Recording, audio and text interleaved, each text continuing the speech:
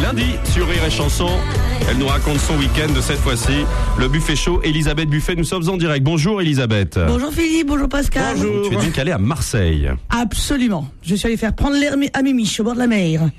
Vous avez vu qu'il y a la grève sur le port en ce moment. Oui. Ah, c'est loup bourdelou, comme ils disent là-bas. C'est loup bourdelou, oui. En même temps, c'est vrai, des grèves à Marseille. Bon, j'ai l'impression de faire une faute de français. Il y a quand même pléonasme.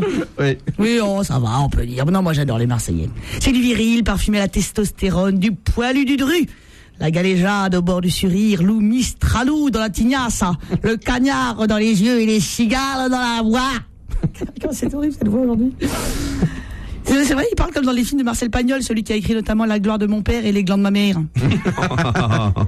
Alors c'est vrai que l'accent ça chante, mais alors c'est spécial. Par exemple, on n'imagine pas un JT de 20h présenté avec l'accent de Titoff. Bonsoir, l'équipe du journal, Tanta Bagdad. Et pourquoi pas Oh non, ça fait Mariole, je suis désolé. Oh là là. Moi aussi.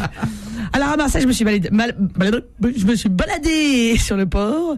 Je m'étais habillée comme une cagole. J'avais le charisme qui débordait du bustier. Une jupe râle-à-pachol et bien transparente. On voyait la vierge à travers. Oh. Oui. C'est étonnant, je sais. Et là, je tombe sur Marius, qui avait la bonne tête de Fernandel, vous voyez. Mais alors, une tchatche qui m'a retourné le cerveau. On a mangé une bouillabaisse, la choucroute de la mer. En l'occurrence, c'est la lotte qui fait la saucisse. Oui. Comme quoi, chacun voit saucisse à sa porte. Non, l'autre. Oh, peu cher, on a bien picolé. Il y a eu Manon des Sources et moi j'ai fait Bubu des Sources du pastis, disons. La température a commencé à monter, j'avais la calanque en feu.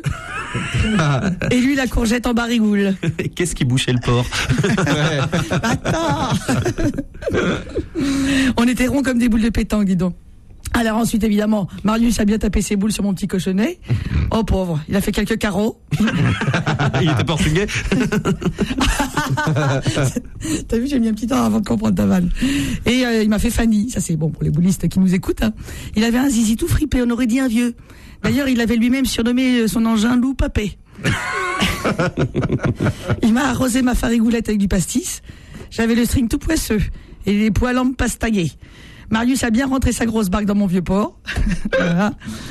Son gros santon dans ma crèche, son tramway dans ma canne-bière. Ah, bonne mère, j'ai fini l'artichaut en escabèche. Et les yeux bordés d'anchois. Et lui, les olives complètement escagacées et loupapé en tapenade. Ah non, c'était chouette, un bon souvenir.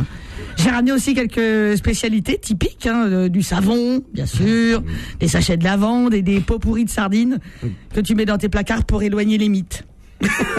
Ça évite les trous de mythes. Ah, ça fait du bien quand même de quitter Paris de temps en temps.